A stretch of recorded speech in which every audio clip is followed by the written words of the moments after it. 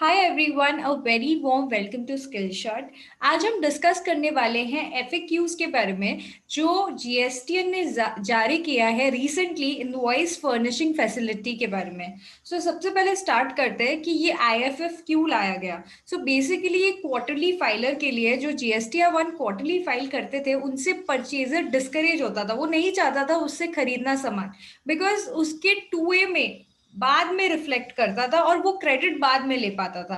तो गवर्नमेंट ने एक स्कीम लाया कि क्यों ना जो जीएसटी-1 को क्वार्टरली फाइल कर रहे हैं वो अपना इनवॉइसेस पहले भी अपलोड कर सके। सपोज करिए जनवरी फरवरी मार्च जो क्वार्टर है उसका जीएसटी-1 कब जाएगा, तो 30 अप्रैल को जाएगा। तो ये लेट जाता था इसलिए परचेजर लोग अपना क्रेडिट क्लेम नहीं कर पाते थे। अब क्या हो रहा है कि जनवरी का आप इनवॉइसेस 1 फरवरी से 13 फरवरी के बीच में भी अपलोड कर सकते हैं। वैसे ही फरवरी का इनवॉइसेस आप 1 मार्च से लेकर 13 मार्च के बीच में भी अपलोड कर सकते हैं। तो अब क्या होगा कि अगर आप अपलोड कर पाओगे तो आपका जो परचेजर है वो भी क्रेडिट क्लेम कर पाएगा। तो सबसे पहले हम बात करते हैं स्कीम में जो एफएक्यूज आए हैं उसके बारे में।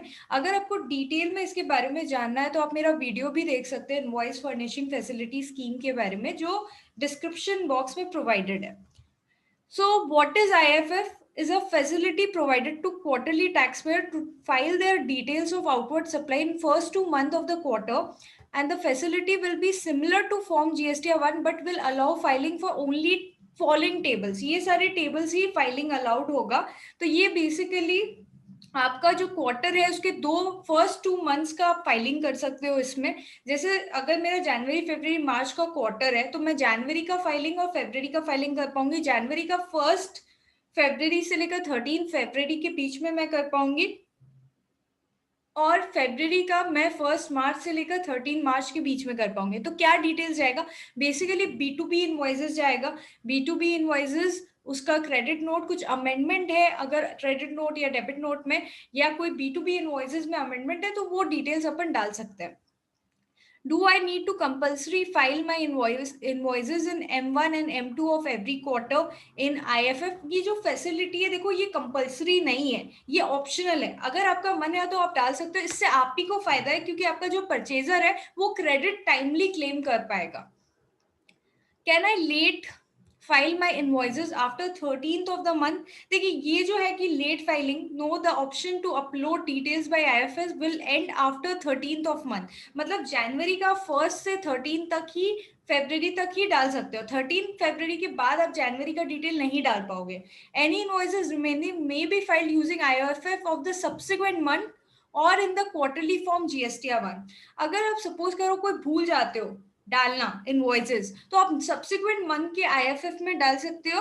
प्लस आप जीएसटी-1 जो आप क्वार्टरली फाइल करोगे उसमें भी डिटेल्स डाल सकते हो। Will my recipient view these invoices in 2A और 2B?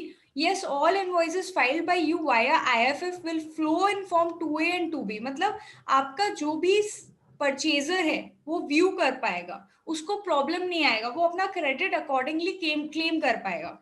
Will my recipient view this info? Obviously वो व्यू कर पाएगा।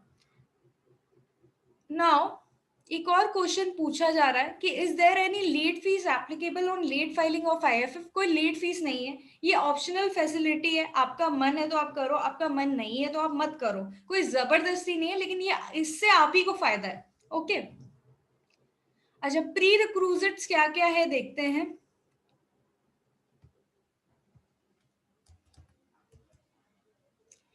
Okay.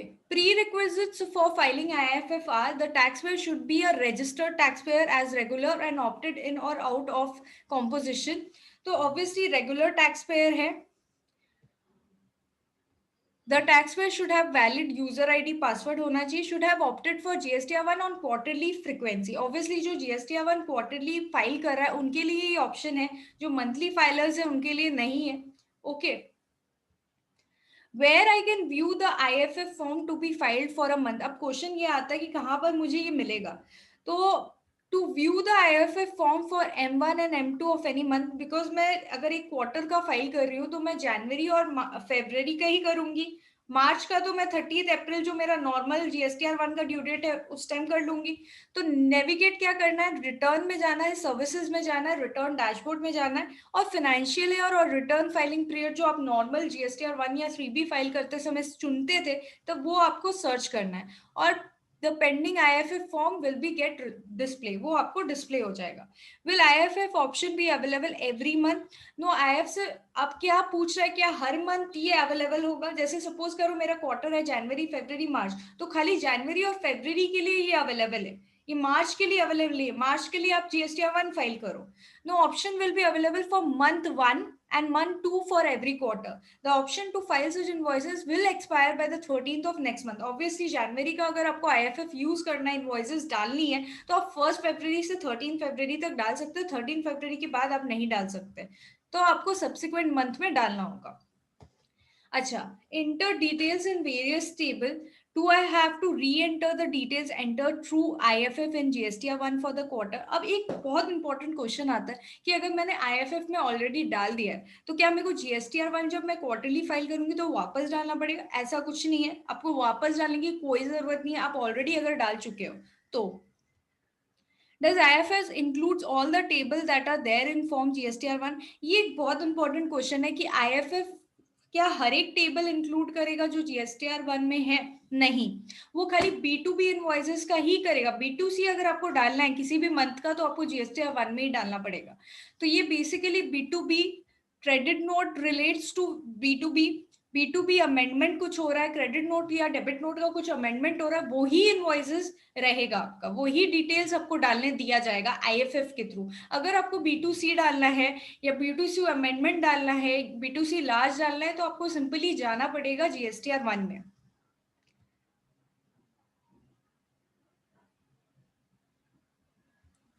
अच्छा, where I can view the filled IFF form? आप you can view the filled IFF form under the views filed return and track return status, एक option रहेगा, उसमें आप view कर सकते हो। अच्छा, now reset function, for which all months of a quarter will I be able to delete or save data using reset button? तो एक reset function भी आपको अवेलेबल कराया जाएगा। You can use the reset button to delete all the saved data for all the return period irrespective of your filing preference और profiles. आपका कोई भी फाइलिंग प्रेफरेंस हो, आप रीसेट बटन के थ्रू डिलीट कर सकते हो, सेव कर सकते हो। I am not a quarterly filer, will I still be able to view and click the reset button to delete the details? Yes, reset button is available, सब taxpayer को reset button मिलेगा। I have submitted IFF detail which I still be able to delete the details using reset button? No, you cannot delete the submitted। अगर आप submit कर देते हो तो obviously आप reset नहीं कर सकते। एक बार आपने submit कर दिया तो आप रीसेट बटन यूज नहीं कर सकते। रीसेट बटन तभी आप यूज कर सकते हो कि आपने सेव करा है, सबमिट नहीं किया है। अब एक ऑप्शन देता है ना कि आपने सेव की कर रखा है तो आप रीसेट कर सकते हो, लेकिन सबमिट कर दिया आपने IFF को तो अब आप कोई चेंजेस नहीं कर पाओगे। Okay,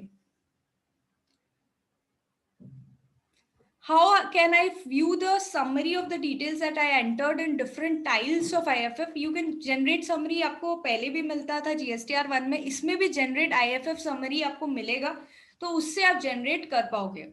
How frequently can I generate the summary of detail using generate IFF summary button?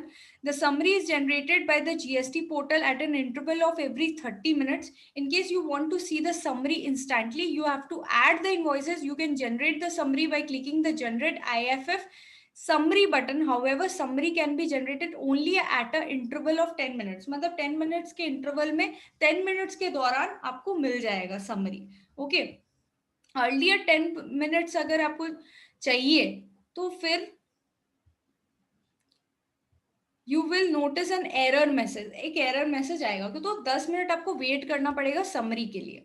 Okay, preview IFF।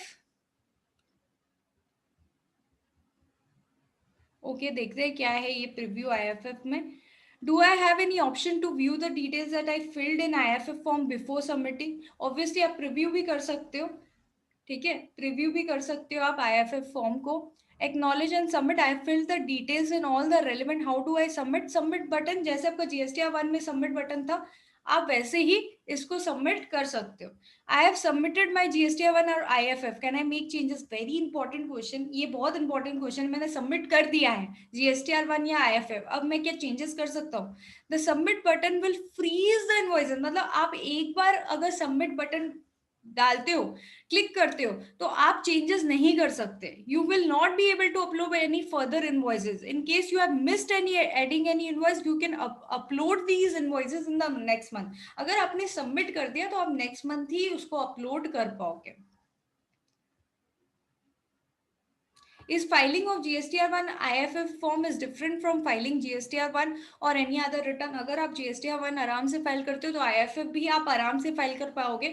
Main difference GSTR1 में ये है कि GSTR1 अगर आपने क्वार्टरली ऑप्ट किया है तो वो क्वार्टरली जाएगा, IFF आपका फर्स्ट 2 मंथ्स में जाएगा। प्लस आपका मेन डिफरेंस ये है कि IFF में आपका B2B डिटेल्स जाएगा, लेकिन GSTR1 में आपको सब चीज है, टेबल्स B2B भी है, B2C भी है, सारा डिटेल्स आपको प्रोवाइड किया जाएगा।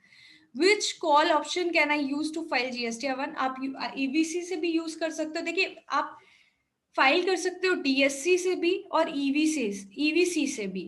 DSC से कब आप फाइल करोगे? जब आप कंपनी या LLP हो। अगर आप अदर देन कंपनी और LLP हो तो आप EVC भी यूज कर सकते हो। DSC जरूरी नहीं है, आप EVC भी यूज कर सकते हो, मतलब OTP के थ्रू भी फाइल कर सकते हो। तो एक सारांश की तरह मैं अगर आपको समझाऊं तो इसमें सिंपली यही बोला गया है कि IFF आपकी सुविधा को और बढ़ाएगा। क्यों बढ़ाएगा? क्योंकि कोई आपसे अगर परचेज करना चाहता है तो उसको अपना क्रेडिट रिफ्लेक्ट करेगा 2A और 2B में। ये बेसिकली क्वार्टरली GSTR1 फाइलर के लिए है, जिनसे लोग डिस्करेज होते थे कि उनसे परचेज करेंगे तो क्रेडिट नहीं मिलेगा, क्योंकि बाद में दिखेगा ना, वो क्वार्टरली फाइल करेंगे तो वो बाद में ड्यू डेट आएगा, बाद में दिखेगा, लेकिन अब पहले भी दिख सकता है। So thank you so much guys, hope आपको ये वीडियो समझ में आया होगा। Please do like and subscribe our channel.